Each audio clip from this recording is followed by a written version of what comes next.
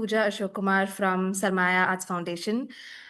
Today, we are thrilled to bring you Rupiyanama, an online series in tandem with Sarmaya's most ambitious exhibition yet, Odyssey of the Rupee from India to the World, curated by Dr. Shailendra Bhandare. This show is a journey across centuries from ancient punchmark coins to the very first coin minted in independent India. However, the exhibition also traces the very journey of the rupee, traversing the borders of different countries and regions. Through this series, we wanted leading scholars and practitioners to share their insights and dive deeper into the many facets of the rupee. A little bit about Sarmaya. Sarmaya Arts Foundation is a not for profit organization with a curated repository of art, artifacts, and living traditions from the Indian subcontinent. It was founded in 2015 by Paul Abraham, a Mumbai based banker, history enthusiast, and arts patron.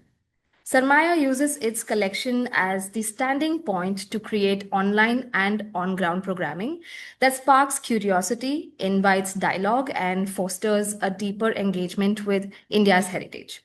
Our collection of rare historical artifacts and Indian art is housed at this archive and made accessible to diverse communities through talks, exhibitions, workshops, and other programs. Through our website, sanmaya.in, and social media, particularly Instagram and YouTube, we share articles, videos, and learning resources for students and bring stories from the archive to life in creative and accessible ways. Just some housekeeping notes before we continue. Video and audio will remain disabled for all participants during the talk. Chat will be open for you to send in your questions, and the speaker will address these questions at the end during the Q&A segment. The question answer session will be for 15 minutes after the talk. And this evening, we have our special guest speaker, Mohit Kapoor. Mohit Kapoor is a numismatist and director at Imperial Auctions. He holds a master's degree in numismatics and archaeology and serves as Regional Secretary South Asia of the Oriental Numismatic Society. Kapoor is a co-author with Dinesh Master of the book The Nawabs and Kings of Awadh and Their Coinage, published in 2018, which provides a comprehensive catalogue and historical account of Awadh's rulers and their coinage. In numismatics, his areas of interest span Maratha, princely state, colonial, and Republic India coinage systems. Over to you, Mohit. Hi, Pooja. Thank you so much for that lovely introduction. Hello, everyone. So as Pooja's said that, we're going to be tracing the journey of the rupee. And the section that I have picked up to talk about is the Mughal rupee. And what I shall be talking today is about how the Mughal rupee continued its journey even after the Mughals, lost their control over the Indian subcontinent, and the entire entity was completely fragmented. But the Mughal rupee continued to live on.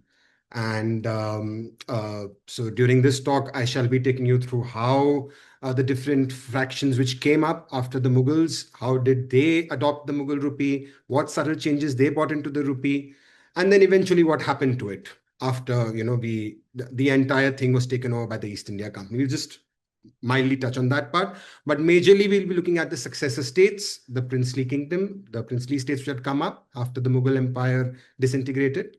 So without any delay, I'll just start sharing my screen.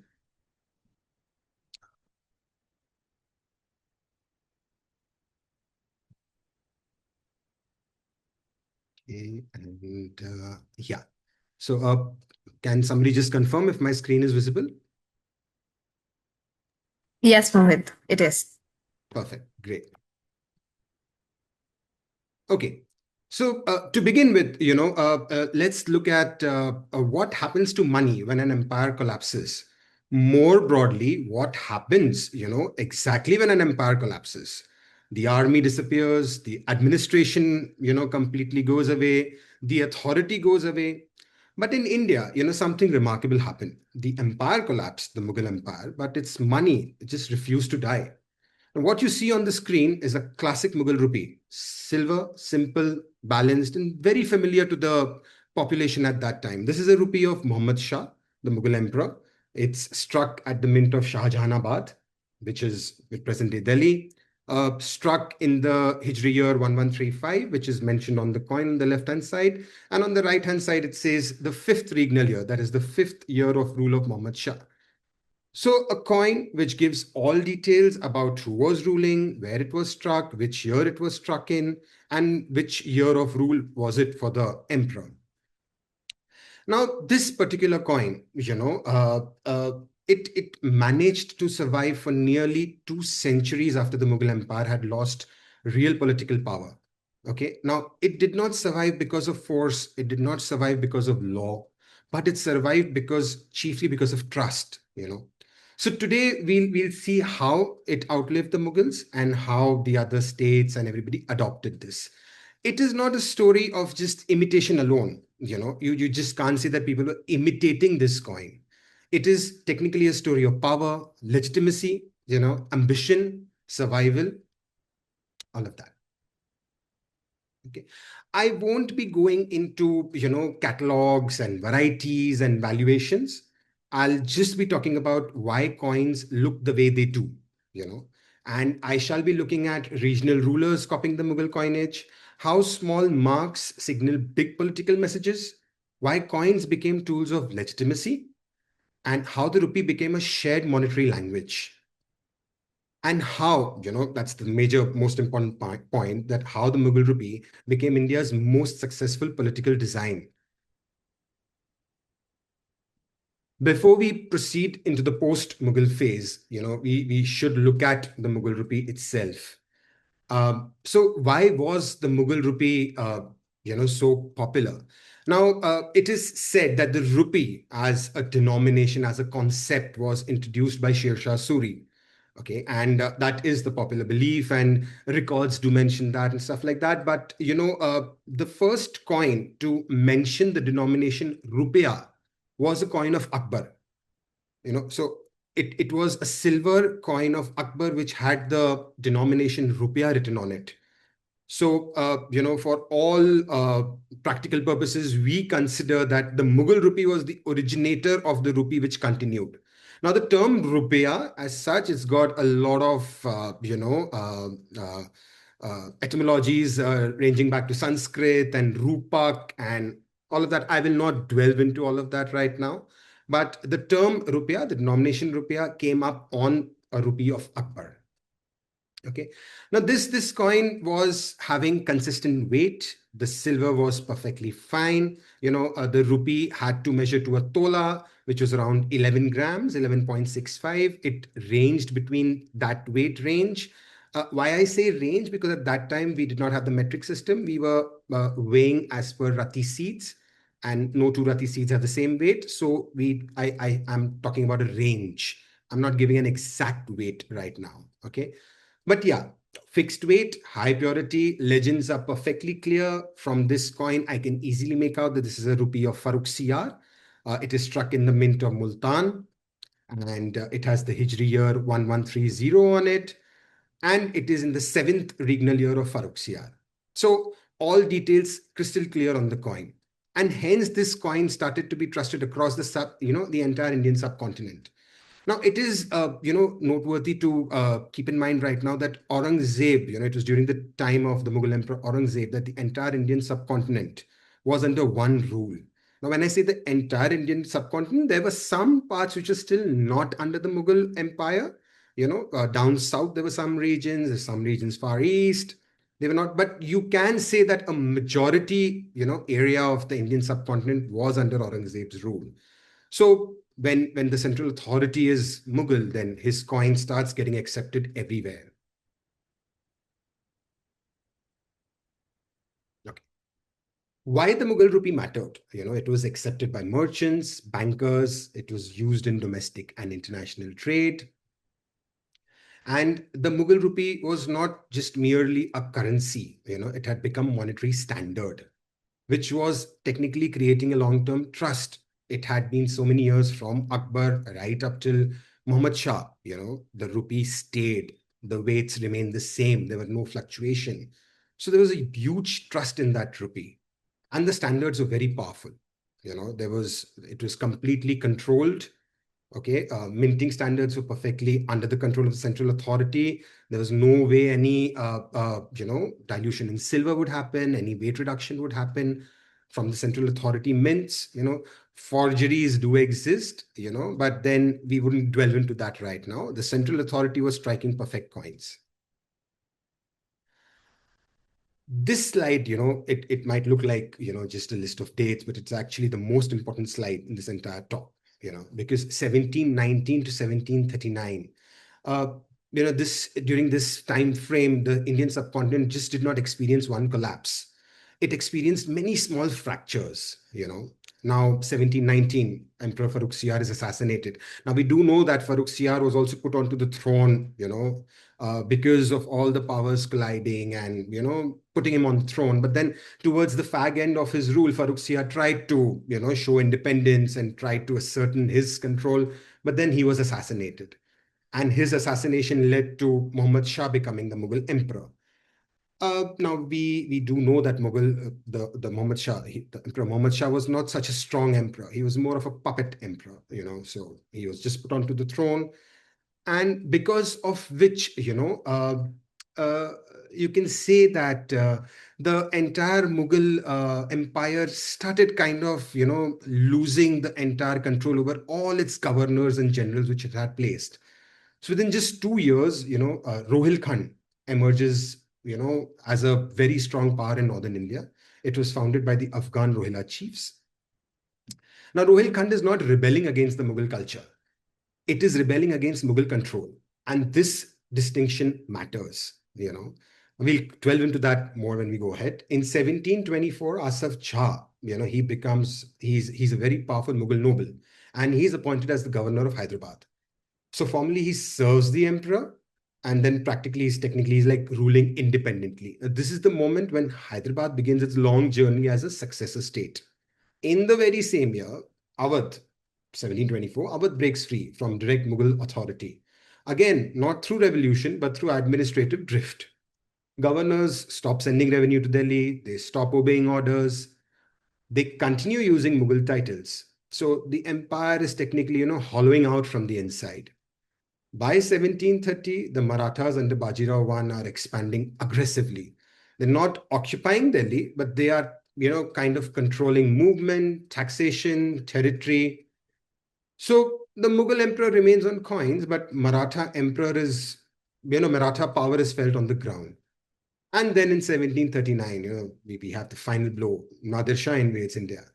This event does something no regional rebellion could do. It destroys the illusion of Mughal invincibility. Delhi is sacked, treasury is looted, Peacock throne is carried away. The emperor survives, the empire does not. So, what are successor states? Successor states were not rebels. They were former Mughal officials who inherited regions. Okay, so we have the Nawab of Awadh, we have the Nizam of Hyderabad, then we have the Rohilla chiefs. They ruled independently, but very cautiously. And their coins reflect this caution. They did not scream independence, they kind of whispered it. So, how does the rupee survive over here? Although the political authorities weaken, the regional powers are emerging, but the trade networks are active. So, when the trade networks are active, they're used to something which is, they have the trust on. So you would need to keep that trust, still alive. Uh, let's look at each of these guys, the successor states independently. Awadh. Now, what Awadh does is the coin which they struck, they have the Mughal fabric. Okay. The legends sound Mughal, but the mints are shifting. So they come up with newer mints. So mints come up in, Lucknow, they come up in Banaras, newer mints are coming up.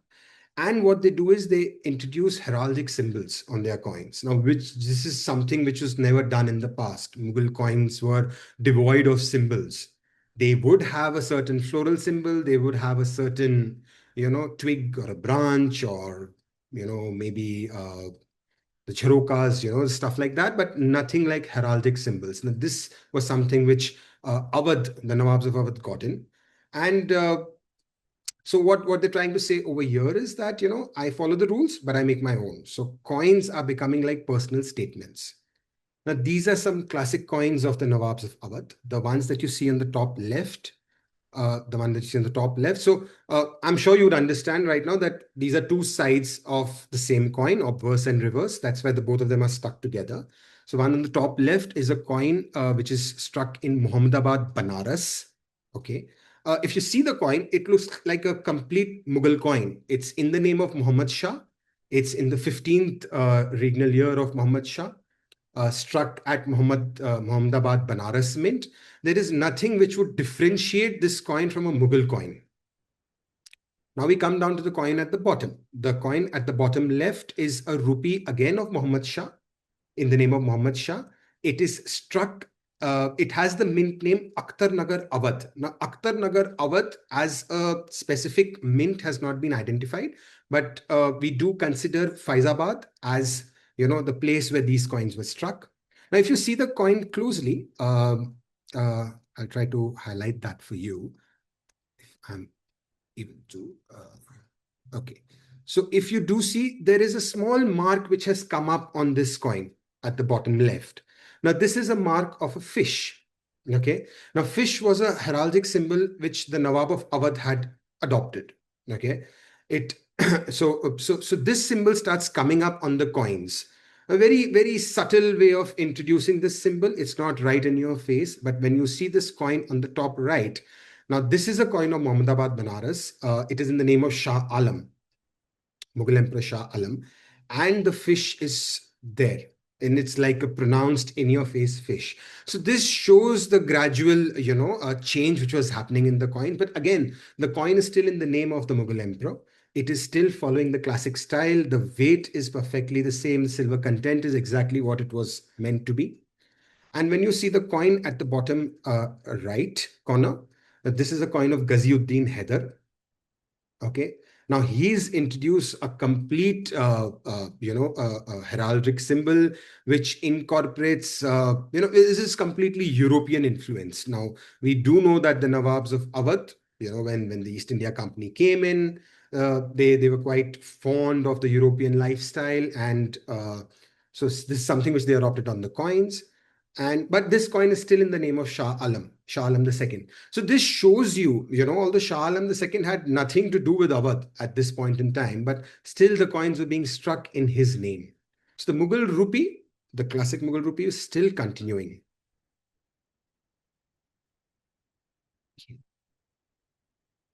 Yeah. Let's look at the state of Hyderabad now. Hyderabad also continued issuing coins in the Mughal emperor's name. Okay.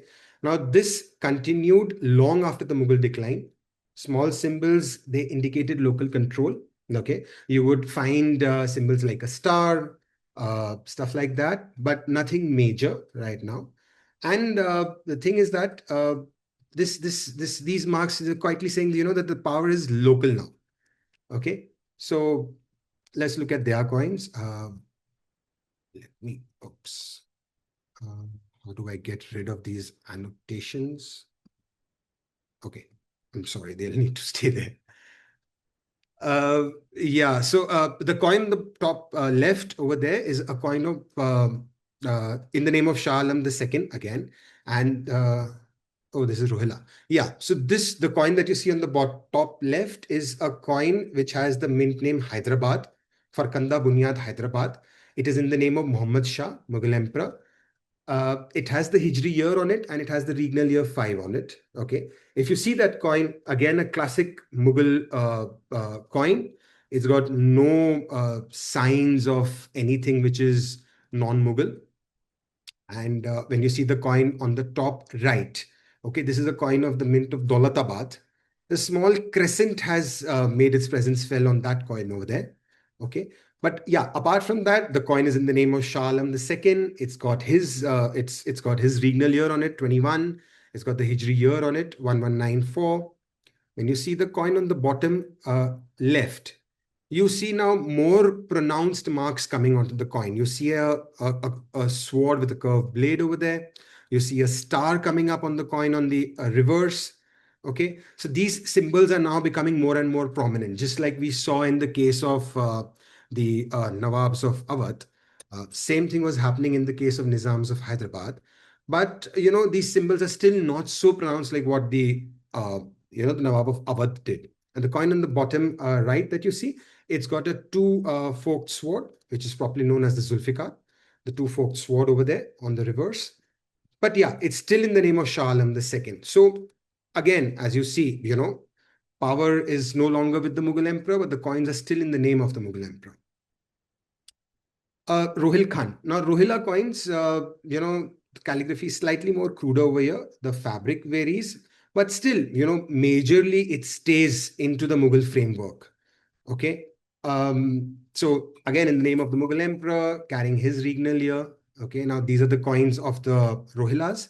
The one on the top left is a coin of Muhammad Nagar Tanda, the mint of Muhammad Nagar Tanda, in the name of Shah Alam II. The coin on bottom left that you see is in the name of Shah Alam II. It is a coin from the mint of Itawa. Okay. Now, if you see small marks are coming up again over here. Okay. You see curved swords. Uh, on the coin on the bottom left, again on the coin bottom right, that is a coin of the mint of Aula or Anwala. Okay, that also has a sword on it. And the coin on the top right, that is a coin which has the mint name Najibabad. Now, very interesting fact about Najibabad is that Najibud-Dawla, the Rohilla chief, had founded this city, Najibabad, but the Nawab of Awadh took over Najibabad, and just because the city, as in the place was found, as in it was created by Najibullah, it was named after him. The Rohilla chiefs had this thing of pride of losing that seat, though. So they struck coins from the place called Ghosgad with the mint name Najibabad. So you have coins of Najibabad from struck by Rohillas and struck by the Awadh Nawabs. The only way to differentiate the coins is through the mint marks. So a Rohilla coin would have a qatar, a dagger on the coin, which you see on the reverse bottom near the regnal year 27. And whereas on the coins of Awadh, you would have a fish in the same position. So, mint marks, these marks, they are making so much of an importance right now for us, numismats, for researchers, scholars. The only way to differentiate between the two Najibabads would be through that mint mark, which you see over there. Now we come to the coinage of the Marathas. So Marathas, the rupee structure, they continued with that Mughal rupee structure. They introduced Nagari script subtly onto the coins. Some coins do have Maratha titles appearing in Devanagari on them. Okay. Now, so to say that victory did not demand rejection. Okay. So the rupee remains recognizable, but it has slight Maratha flavor on it. Okay. Now the coins that you see to your extreme left, okay, I have just put that over there for representation purpose. Now these were the coins which were introduced by Chhatrapati Shivaji Maharaj. Okay.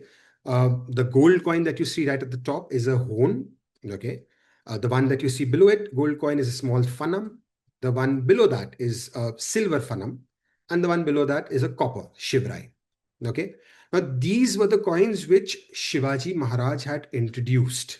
Okay, but these coins, they saw very limited circulation. When I mean circulation, when I try to say circulation, it basically means that people outside the Maratha dominion were not accepting these coins because they were not conforming to the fabric which they were used to. Okay, so obviously change was needed, and the rulers who came after Chhatrapati Shivaji Maharaj, they resorted back to striking coins in the Mughal style. So the coins that you see now in the second and the third column, these are coins struck by Marathas. Okay, the one just a second. Yeah, the one in the top, the center column, is a coin from the mint of Satara. It has the mint name Satara. It is in the name of Muhammad Shah, the Mughal emperor. It has his regnal year 5 on it. The second coin that you see is from the mint of Baramati. It has the mint name Baramati on it, again in the name of Muhammad Shah. And the third coin that you see in the center column is a coin of Pune. Okay, it has the mint name Muyyabad, Pune. Muyyabad was the Islamic name for Pune at that time. So this coin is from the mint of Pune, again in the name of Muhammad Shah. The top coin in the third column is a coin of Kolhapur. The mint name is Kolhapur, struck in the name of Muhammad Shah. Now, these coins, if you see these four coins, they have no symbols. They have nothing which would differentiate them from a Mughal coin, but they are not coins struck by Mughal authority. Okay. The coins that you see, the bottom, the remaining two coins that you see in the third column, they are also Maratha coins.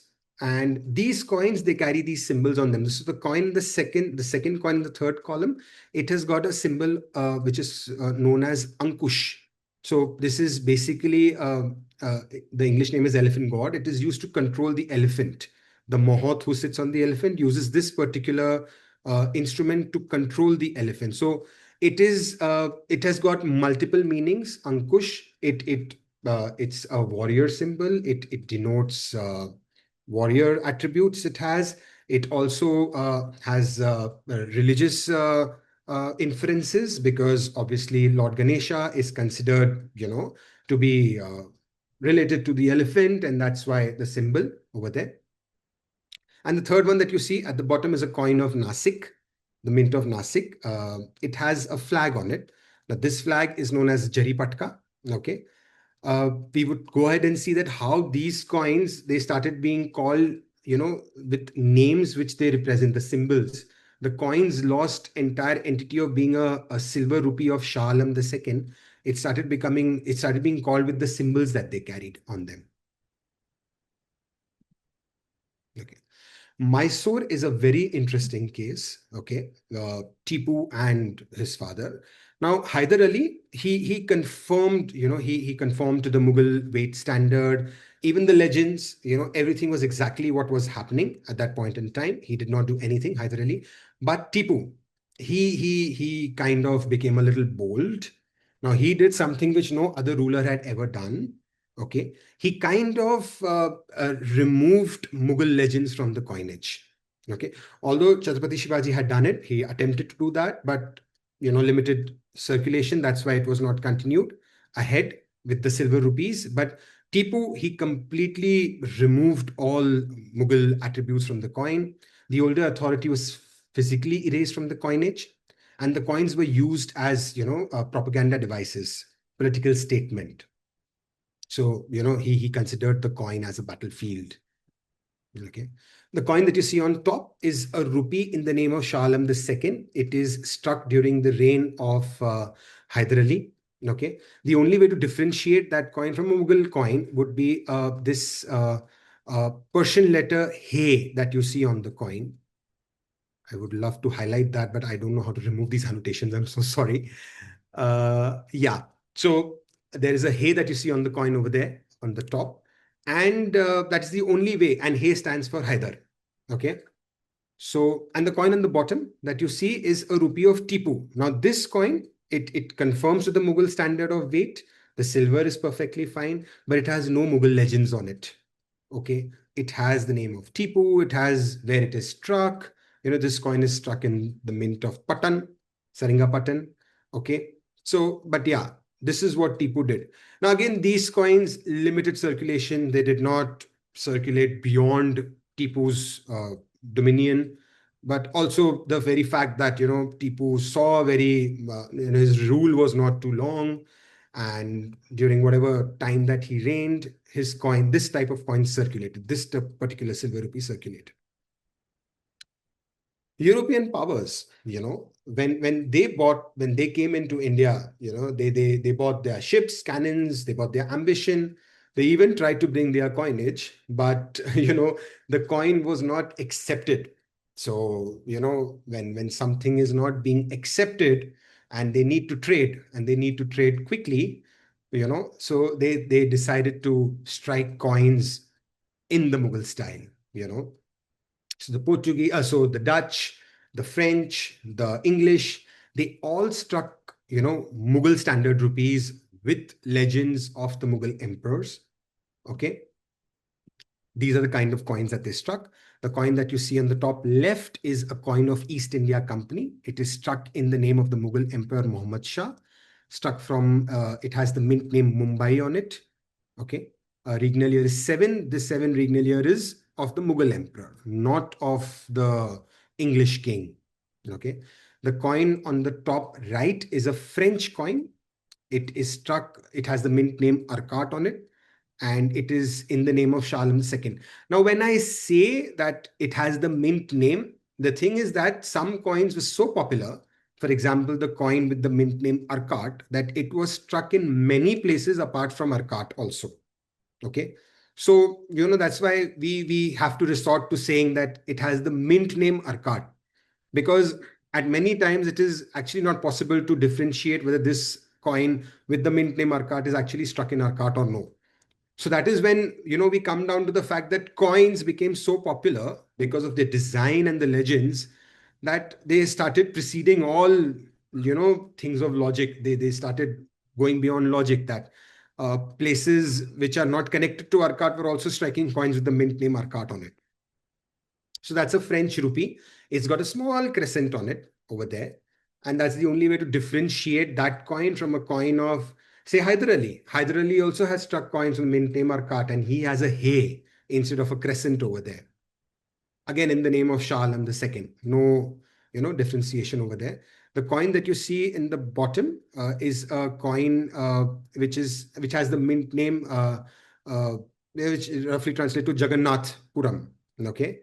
So a Danish coin, and it's got a D over there on the coin. So very stylistic D over there, and that is how it is differentiated. This coin is also in the name of Alamgir II. It has the regnal year it has the Hijri year 1179. Now this D, people say, could be the regnal year 5. Some people say it is, standing for Danish. So, but yeah, this is not struck by the Mughal emperor. It is struck by European power. So, what is pseudo-Mughal coinage? Okay, now pseudo-Mughal coinage is basically coins which are imitating the Mughal style, but they're not struck, by the Mughal authority. They have been issued by, the Mughal central power has no control over this coin. Okay, they were struck by local chiefs. They were struck by local rulers. Why they were striking this coin is chiefly because, credibility. The familiar design with the Mughal pattern, it gave it credibility. So people would just accept the coin. They would not question it. They would see a Mughal emperor's name on it. They would accept the coin. They would think that this is a proper coin. Although when you come down, when you go more below the timeline, when some of these local chiefs were striking coins which were not so pure in silver, and that is why you see coins which have a lot of shroff marks on them, because the local, and what are shroff marks? Shroff marks are basically test marks. So when people used to get these coins, the fabric was not so like the coin that you see in the bottom right. Okay, this coin is supposed to be an imitation of a rupee of Aurangzeb with the mint name Dicholi on it. This is not struck during the time of Aurangzeb. And if you see the legends on the coin, they are extremely crude and barbarous, and they resemble more like floral designs than like actual legends. Okay. But yeah, it is a rupee. It has been struck by a proper authority. Okay. The coin that you see on the top is a coin struck by the Patwardhans of Miraj. Okay. It has the mint name Murtazabad on it. It has the Maratha title Pant Pradhan on it, and it has got, it is invocating Lord Ganesha by writing Sri Ganpati on it. But it also has the name of the Mughal Emperor Shah Alam on it. So, these kind of coins show a complete blend of local authority, Mughal sovereignty. Okay. So why this? Like I said, trade. It also was used to show that their rule has been officiated by the Mughal emperor. Okay. So they have been granted their sanans and everything by the Mughal emperor, and they are allowed to rule in his name in that particular land, although they're not ruling and they're not sending anything back to the Mughal emperor. but this was kind of, showing allegiance also. You don't attack me, I don't attack you. We both are, faithful to the Mughal emperor. So the like I've already shown to you, the post-Mughal rupee went through a lot of phases. Okay. We saw that coins were initially issued in the typical Mughal style, no marks. Then the coins started getting issued with specific marks. And then I did tell you that, specific names started coming for the coins because of the marks or the fabric that they had. Okay. So now the coins that you see over here, the coin which is right at the top, it has G written in Devanagari on it. Now, this is a coin again of Miraj, struck by the Patwardhans of Miraj, struck from, it has the mint name Murtazabad on it. Now, because of this Nagari alphabet G, this coin started getting referred to as the Ganpati Sikka. Okay, because of the G. The G was representative of Ganpati. So, Ganpati Sikka. The one that you see second, it has the Nagari Shri written on it. Now, this coin was struck from Pune, also from the mint of Chakan, Mominabad Chakan. Now, this coin was not referred to as, it was obviously referred to as a coin of Pune, but then it became popular as Shri Sikka. Okay, so because of the Nagari Shri, people referred to as the Shri Sikka. And when I say referred to, we have land revenue records, we have temple donation records, etc., which do mention that, so and so piece of land gave us so and so amount, X amount of Shri Sikkas. Okay. The third coin that you see, it has a flag. Now, this I have already shown to you. It is a coin of Nasik. That flag is known as the Jaripatka rupee, and it was referred to as the Jaripatka rupee. Okay. The next one that you see is a coin which has the symbol of Nagfani on it. Okay. Now, basically, cobras have that on their hood. So, Nagfani. This coin is a coin of Pune again, and it became popular as the Nagfani Sikka. Similarly, the coin on the bottom left is a coin of Gwalior. It's a princely state coin. Okay. And it became popular as the Top Shahi rupee because it has a cannon on it. Okay. The one on the bottom right has a battle axe struck from the mint of Pune, and it was known as the Farsi rupee. Okay. Chinchwad also struck this coin. So multiple mints striking coins with the same mark. But yeah, the Chinchwad rupee has the mint name Chinchwad on it. So, but yeah, the symbols became popular and different regions started copying these symbols. But apart from all of that, the other side, the flip side, the obverse of these coins, they still have the name of the Mughal emperor on it. All of these coins would chiefly have the name of Shah Alam II. I'm not showing it over here, but they do have the name of the Mughal emperor on it. So, the Mughal emperor had practically no control over these regions at this point in time, but his name was still continuing. Princely states, now when after the successor states, obviously we know that 1819, East India Company managed to, have the third Anglo-Maratha war. Tipu was defeated. Marathas were kind of subdued. These were the chief, people who were revolting against the East India Company. Obviously, Awadh was subdued by taking over the land. Nizam was subdued by doing treaties with them. So 1819 to 1821, this was a time when all of these successor states started getting converted into princely states. Okay. And we, from the few successor states that we had, which we could count, it blew up into like 150, 200 princely states. All of these states did not have their own coins, but major of them had their coins. Why they had it? Because A, they were very strong. B, they were quite favorite of the East India Company, and they were favorite why? Because they would give a lot of revenue, they would give a lot of shelter. People for the army were supplied by these princely states. So some princely states managed to have their own coinage. Some princely states' coins were struck by the British, by the East India Company, and they had their rulers on it, as in the Queen or the King or whatever. We'll see those coins also. But yeah, to understand the whole thing is that the fabric, the silver rupee fabric having that particular 11-gram weight with those legends still continued. Okay. So these coins that you see now on the slide, the one on the top left is a coin of the princely state of Indore. Okay. And at this point in time, there was absolutely no Mughal emperor left. But this coin, it still has the name of Shah Alam II on the obverse. Okay. So the Mughal emperor's name is still there on this coin, although the other side has the name of the local Holkar ruler on it, but still they are continuing with the Mughal emperor's name.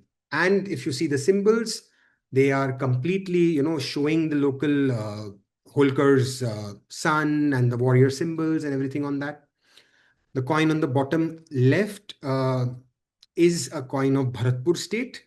Okay, the chart rulers of Bharatpur. Again, this coin is struck in the name of the Mughal emperor. Now, this coin is a typical Mughal coin with no symbol, just that little floral symbol over there. But the Mughals had nothing to do with Bharatpur at this point in time. The coin that you see in the center is a coin of Kutch, princely state Kutch. Now, Kutch has a beautiful history. uh, the Kutchi rulers, whenever there was a power change, whenever there was something which was happening in the central authority, they would immediately reflect that on their coinage. Okay, so be it this coin, which is in the name of Jahangir, along with the local Kutchi ruler, which is Boraji over here, Bharmalji. Okay, so they would have the name. So the same thing was followed with the British monarchs. It was also followed when India attained independence. So they've struck coins which have Jai Hind written on it. So Kutch is a very separate thing altogether. But again, you see here also in the name of Jahangir, whereas Jahangir had nothing to do with Kutch. The top right corner coin is a coin of Bhopal state. Okay. Now, this was chiefly under the rule of the Begums, but here also you see it is in the name of Shah Alam II. And it has got that curved sword over there on the reverse side, just above the regnal year 13. And the coin on the bottom right is a coin of Bikaner. Okay. And this is also in the name of Alamgir II. It's got these subtle marks on it, trident and all of that on the obverse you see. But yeah, in the name of Alamgir II, the Mughal emperor. So still keeping that tradition alive. And then when, they felt that there is no need to ascertain their rule with the name of the Mughal emperor, they completely, the princely states start leaving the Mughal emperor's name on the coin. So the ones that you see in the first column, the top one is a coin of Baroda, which is struck in the name of Khande Rao. Okay. The one that you see in the second left first column is a coin of Alwar. It has the mint name Rajgarh on it. Okay. The center one right on top is a coin of Indore. We can read it. It's written in English over there. It has got no Mughal references. The one in the column second is a coin of Bhavalpur state. The third one is a Bikaner coin, Ganga Singh Bahadur. Okay. Now the ones that you see in the third column, the top one is a coin of Bharatpur. It has Victoria's effigy on it, Queen Victoria's effigy on it. Okay. And the bottom coin, the third column, is a coin of Alwar state. Now, these coins have been struck by the British only, but they have been struck for the particular states because British assumed control of that state because of the lapse of doctrine and all of that.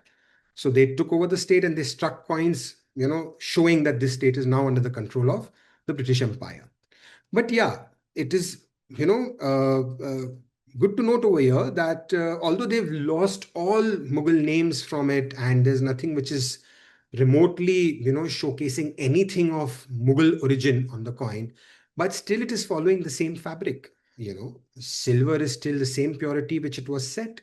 The weight of the coin is still same, you know, and it is showing all the things which the Mughal coin was showcasing: the person who struck the coin, the place where it has been struck, the year in which it has been struck. Effigies have started coming up, but still, the names are still there. So the fabric which was set up, it is still getting continued. And this was again continued by, when East India Company took over and when the British finally took over, the Crown took over the coins, the weight remained the same. It still had, the name of the ruling authority. It had the denomination on it. So interesting to know that after that particular coin of Akbar, the second appearance which rupee makes on the coin is only during the time of East India Company. So 1835, the coin of William IV, in the name of William IV, that has the denomination back on it. So for that long period of time, there were no coins which had the denomination rupiah or rupee on it. So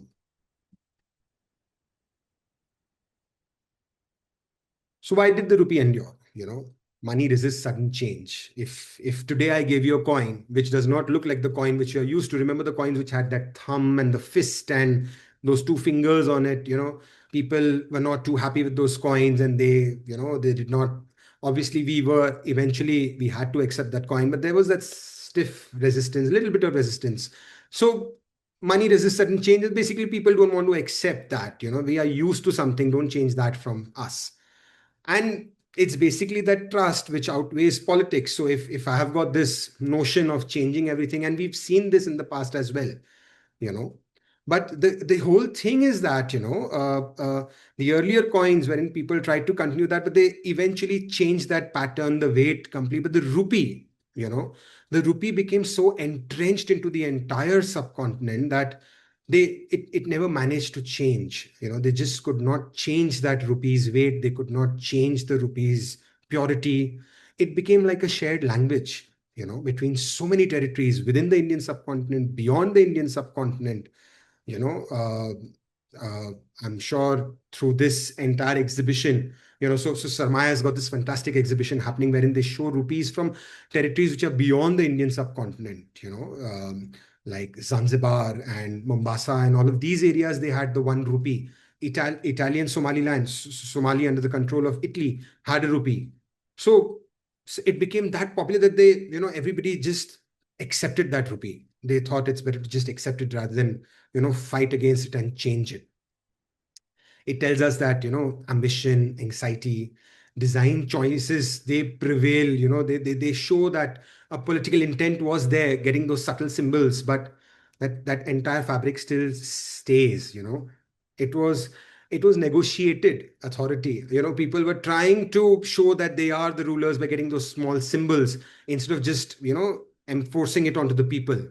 So you can kind of say that style was becoming the power.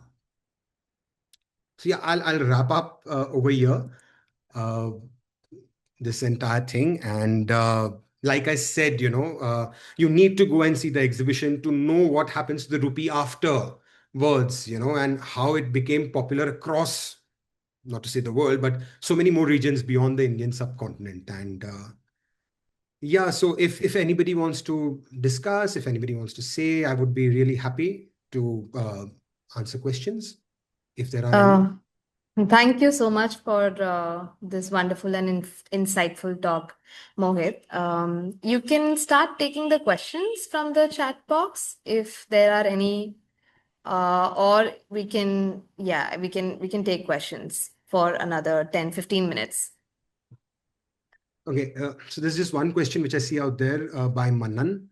Uh, it says there are coins from the Raj with imprints of British rulers like George V or Elizabeth, and then they also have Urdu inscriptions. So are they counterfeit, or are they so because the population would accept them? It's basically because Urdu or Persian as a script was popular in the Indian subcontinent. So they have these subtle denominations written. Not too much of information is given out. Coins which have the effigy. So coins which have the effigy of William the Fourth and then Victoria and all of that, eventually that also goes away. So all references of Urdu Persian are removed from the silver rupee, if you see. But yeah, they're not counterfeit. You can't call them counterfeit. The denomination was written in the local script. Persian was the official language. It was the official court language, even during the British times. So it's not counterfeit. We have another question by Archana. Archana. Okay. There were some interesting variations, including a few gold rupees. So the term rupee seems to override the requirements of the weight and metal standard. So these are chiefly regional variations. Why these were done? You would find this done by the East India Company. You would find this done down south, wherein rupees were struck in gold. This was basically to balance accounts.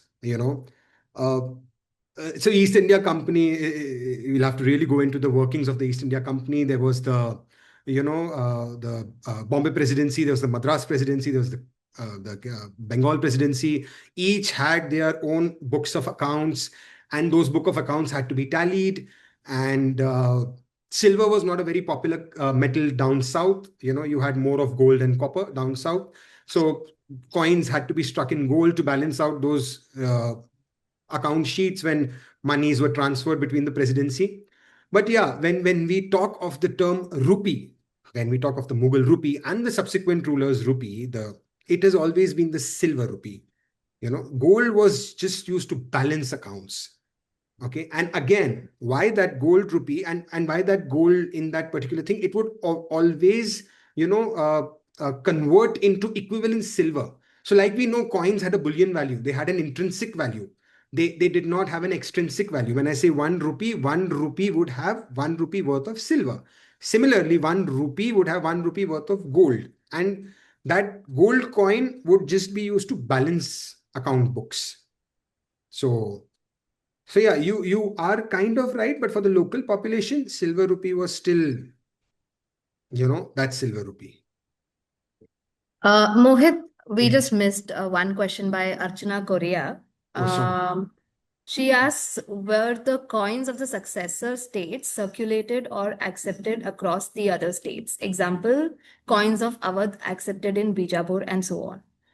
So exactly my point, the coins which have subtle marks like that small fish over there, it would get accepted into the other states, because it still had the name of the Mughal emperor. The fabric was exactly the same. But when they started getting bold, when they started getting their European heraldry on it, and not European, basically designed by the Europeans, then those coins saw a little bit of resistance. So initially, the coins of Awadh were in the name of the Mughal emperor, but then subsequently they were struck in the name of the king of Awadh. So after that point, there was a resistance. But then that was a very small phase. And then because East India Company practically took over the entire dominion, so very small phase when that thing happened. But that is why the Mughal rupee continued. Exactly, this was the reason. Continuity. There's another question. I'll read it for you. It's fine. So slightly off question, the longevity of the silver coins you talked about have to do with visuals. What they really denote is trust, is what I understood. Would you have any comments on how this trust is depicted, if at all, visually or otherwise, in modern times or currencies? Uh, uh, are you trying to imply that the symbols that modern coins carry, uh, for example, the Ashoka Stamp? I don't know if that is what you're trying to imply. Then obviously I would trust a coin which I'm used to. If I'm used to seeing the Ashoka Stamp on the coin, then I would trust that coin immediately. But if you put something completely alien on it, then I wouldn't. Like if you put image of a pop star or an American icon, I would obviously not accept that coin. So it is that trust, the symbols, the calligraphy, the entire pattern. So when you remember, the weight of the coins was reduced, people gave a resistance, but then that was more kind of force. We were forced to accept coins of lesser weight. We couldn't revolt. We had no other option. And now the modern times are not like those times. There's so many powers ruling the Indian subcontinent. People are not sure whether he's legitimate or not. So just to show the legitimacy, the fabric is continued. I'm not changing anything, I'm just getting my subtle marks over there. But now in modern times, modern currencies, we do know that unless we are attacked by someone takes over, and we're sitting very far down, we wouldn't know whether we've been taken over or no. So that kind of thing would not be applicable in modern times. Hmm. We have another question by Manan Desai. So were these gold coins which gave rise to concept of uh I'm not sure what that means. Guinea, Coins, sovereign, no, guineas, Guinea, yeah. okay, used in courts even today. Okay, so Manan, sovereign or guinea is basically it is a British coin. It is a coin which was very popular in the British Empire, in Great Britain, United Kingdom. And this again, it was basically uh, equating it to the Indian coinage system was a little difficult, because for us, for all practical purposes, 1 rupee, one mohor was our gold denomination, was equivalent to 15 rupees. Now, initially, I'm talking about from say like 1860s, maybe beyond that also, before that also. So 11.65 grams of gold, that is 1 tola of gold, was equivalent to 15 tolas of silver. So sovereign would not fit into that. Guinea would not fit into that. Guinea became popular later on. It became popular later on when uh, one mohor, that denomination goes off completely. Britishers got rid of that denomination. And you do have coins which have the denomination 15 rupees. It has the effigy of George V. And that particular coin is 8 grams in weight. So that 15 rupees was then equated to the gold sovereign. So, so when you say that it is a very later concept, it was done by the Britishers when the rupee, the silver rupee, started losing value. And whereas earlier it was 1 tola of gold, it came down to eight grams of gold, and that is when sovereigns started coming in to the picture. Before that, it was always the mohor, and mohor was always 1 tola of gold, not 8 grams of gold. Hmm. Thank you. Another one we have by Ashok Kothari. What about Dutch and Portuguese influence on rupee after 1845? Okay, the Portuguese, it is very interesting to note that the Portuguese never struck coins in the name of the Mughal emperor.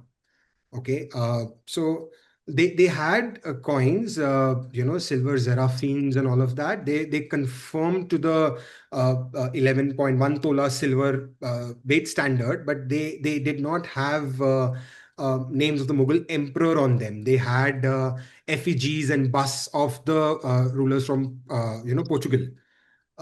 So the denomination was also different.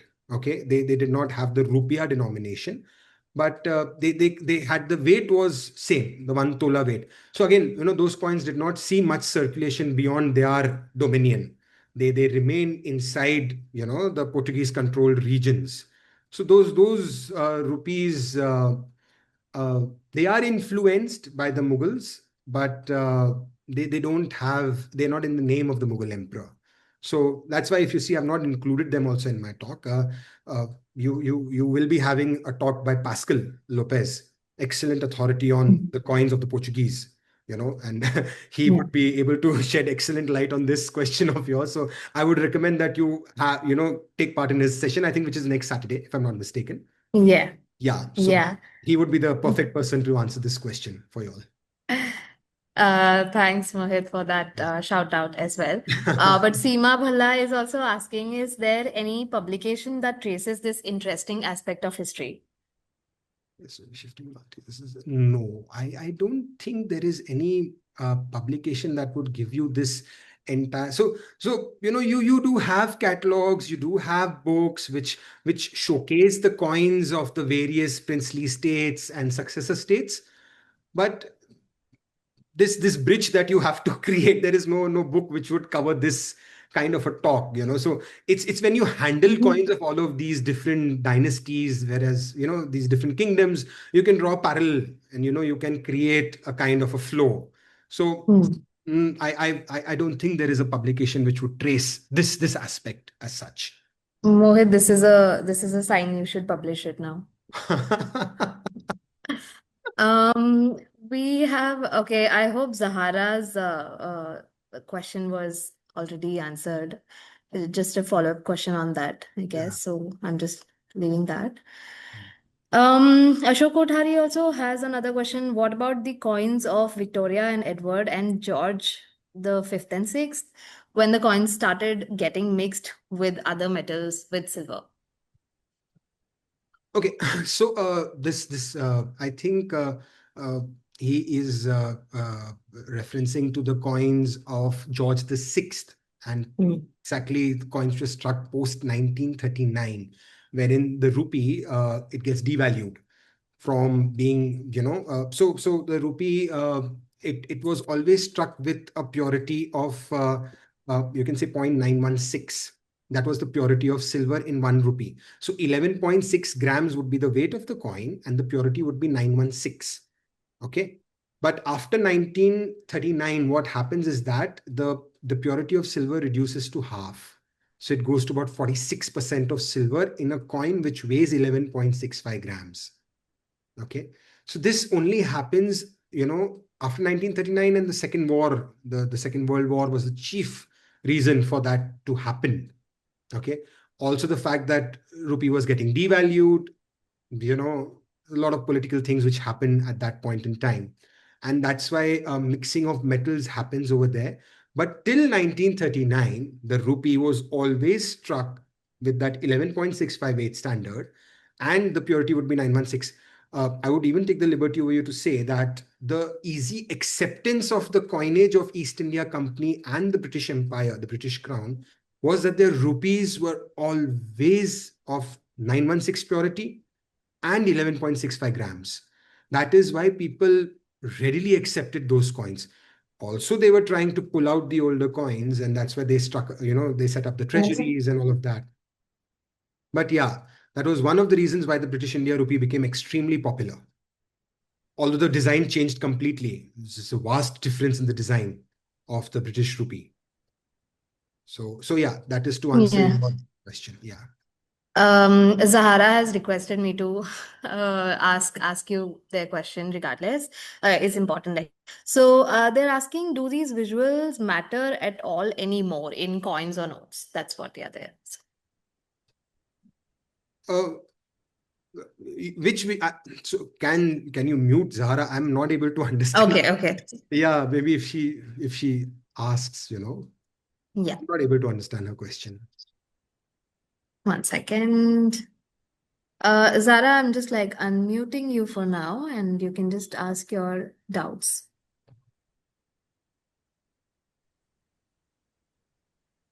Can you unmute yourself? She is unmuted, I think so. Yeah.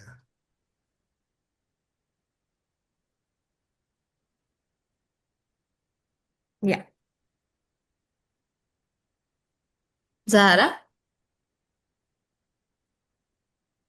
Hi, can you hear me? Sorry. Yes, yeah, we can hear you. Yeah, sorry about that. Actually, that was not the question I wanted to ask. I wanted to ask you the second one, which is that would it be possible to share some of the research or the sources of information that tells us that the bolder coins you mentioned that could not achieve higher circulation due to lack of acceptance? I know you said there is no one source for all kinds of information, but for that specific reason, is there some kind of archival resource, or like I was just curious on what that was based? So these are basically based on coin finds, when we say that it did not circulate beyond a particular region. So for us researchers and numismatists, coin finds where a particular coin is found is also very important. Okay, and that is how we also ascertain the area in which this coin was struck. So when I say that a coin of, for example, Portuguese, so Portuguese coins had these cross symbols, and they had the bust of the Portuguese rulers. And when I say that they only circulated within the Portuguese dominion, they did not go beyond that, is because we do not find those coins from areas apart from the Portuguese dominion. We would maybe find a stray coin, maybe from UP or maybe from Delhi, but you don't find hordes, you don't find a lot of coins. So that means that the coin did not go out of that region. Why did it not go out of that region is because people did not accept that coin. They were not familiar with that coin. And even if they accepted it, they would melt that coin down. Okay. Like I said, coins were good for the intrinsic value. So a rupee was good for the silver that it had. And if somebody did accept that coin beyond the Portuguese dominion, they would melt it down, and they would take it to the treasury, they would exchange it, get the local coin out, and then the treasury would melt that coin down. It would not circulate in that particular region. So coins of uh, Lucknow, you would find it in Agra, and Agra coins you would find it elsewhere. Is because the pattern was quite similar. Trade was happening, and the coins did continue to circulate in the local market because they were good silver. Legends were identifiable, except the mint mark, as in the mint name, was different. But it's fine. It's good. Silver is good. I know it's written in. It's got the name of the Mughal emperor, so it's fine. But that is why they were not accepted, and that's why they were not very popular. They only were limited to that region. So coin finds, that is, Apart from that, so you have you have publication, but they are for earlier coins. You like coins of the Kshatrapas. They have books which mention coin finds and locations, and that is how you know that coin of a particular region did not go beyond that region. It stayed in that region, and that is why we also know right now that these coins did not go beyond. So you wouldn't find a gold horn of Chhatrapati Shivaji in Awadh. You won't find it in Lucknow. Very rare chances. So people are not accepting it in trade. It was getting limited to that region only. You would find it anywhere in Vidarbha, Maharashtra, and all of these areas in Deccan, but nowhere beyond that. So that is why there is no publication. There's no source of information. Mm. Thank you, Zara, for asking that. I'm sorry, I just missed your question totally. Um, are there any more questions? I think we can take a couple more if there are any, or we can end the session here.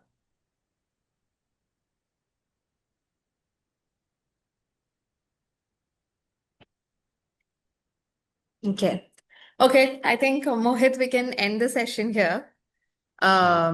But thank you so much. Thank you so much for this great talk. It was really, really, really good to kind of hear you talk and show look at those visuals, all those coins and the examples that you used. With that markings also, which was, I'm I'm so sure sorry. it I was, could not just that's erase okay. them. That's totally I okay. myself ended up, doing graffiti. It's okay. It's okay. Very human. But yeah, it's natural. Okay, there's another. Okay, Ashok has one more question. We can maybe My God. answer this. This is a Um, question, which is plaguing the entire numismatic community. How to get rid of verdigris on copper coins, right? The green color yeah, thing which comes up on copper coins, right? yeah, yeah. So let that verdigris be there. Don't get rid of that verdigris. If it is not an active verdigris, and if it is a very dark green, not a very bright green, then don't touch the coin. Let it be over there. And if you do see a very active green verdigris on the coin, stay away from that coin, because eventually that coin is going to get destroyed. So Mm. there are ways to, you can't restore, but you can preserve. You can't restore a coin which has got affected by verdigris. You can preserve a coin, but it is a very tedious process, not an easy process. There are a lot of people who dip it in olive oil, who dip it in tamarind, who dip it in many other things, but I would not recommend that. So, okay, Seema, Okay. how do you rate Akbar token as collection? I Sorry, I couldn't understand that. How Akbar token as collection? I didn't understand that question. I'm sorry. Maybe I can unmute. Sorry, difficult to write question. Okay, okay. I can unmute Seema. 1 second. Yeah. Seema, you can unmute yourself and maybe ask the question. Mohit, thank you very much for such a lovely, informative talk. I My just pleasure. wanted to check up. We all are aware of these tokens which are being distributed by Akbar, the silver tokens, with the same weightage as the coins. And they would be generally, the Akbar coin would be square in shape, and so were these tokens. Can you kind of throw a little light on that, please? So, as you've already mentioned, they were tokens. They were not struck by the official mint. But apart from that, there are certain tokens which are very good. They have the perfect silver content. They have the perfect weight. The only way to differentiate them is, basis their calligraphy and the way they have been executed. So, there would be a difference between a coin of the official mint and a token in inscriptions and the calligraphy and everything. Now, if you are trying to ask whether they are collectible or not, if you Yes. try to Yes. hint at that, there are some people who have fantastic token collections. So tokens range from a very they have a very large variety of tokens. You have temple tokens, you have Islamic tokens, you have tokens of different religions, you have tokens of different rulers. So So what was happening is that people were labeling tokens as forgeries, but then if the token is a contemporary coin, that means struck at that time, it has the perfect silver in it, it has the perfect weight. It's just that it is not an official issue, then it becomes a token. So, so if you're asking me whether you can collect them, you can definitely collect them. But if you're going to ask me what is the value of a token vis-a-vis a coin of Akbar, that's a discussion for some other day. For a token collector, his token would be worth a lot. But yeah, so to answer, people do collect tokens. They do collect tokens. Token collection is a field which many collectors do follow actively. So yeah. Thank you. Mohit, there's something very interesting that I would like to share regarding this token. I had a coin originally of Akbar in the squares, which was, of course, one of the finest that they came out with. And some dealer came to look at my coins, and without my realizing, he switched the coin with the token. Oh, And that's how I have a token. I never collected any, but now I don't have the coin, but the token. God. Very unfortunate. Thank you very much. Thank you. My pleasure. Okay, I think we can stop here and end the talk. Mohit, thank you again. So, thank you for the entire. This was a great session, and just to maybe announce to everyone else, we have another online talk next weekend by, as already um, was mentioned. Pascal Lopez would be doing another talk, so please join in for that as well. Please check our website, our social media is all promoted everywhere. And if you have not subscribed to our website, please do, and then you will get all those details on your email as well.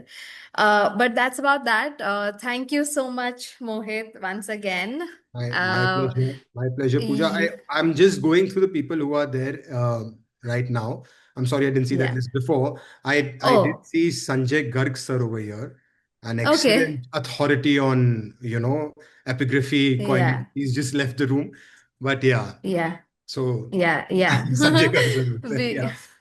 So yeah, thank you so much uh, for having me over, Pooja. Thank you so much. It was my thank pleasure, and I you. hope everybody did learn something today about Yeah. sorry. And guys, do please go and visit. If you've not already done that, please go and do visit the exhibition. It's fabulous. It's fabulous. Yeah, thank you. Thank you so much. The exhibition is on till January 31, and that is 2026.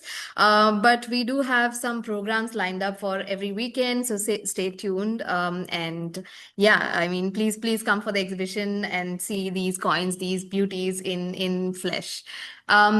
Yes, I'll be signing off, and thank you once again, Mohit. We look forward to doing more talks with you, maybe. Oh, my pleasure. Um, My pleasure. Yes, yes. Lovely, lovely having this talk. And thank you everyone for joining us this evening. Thank you.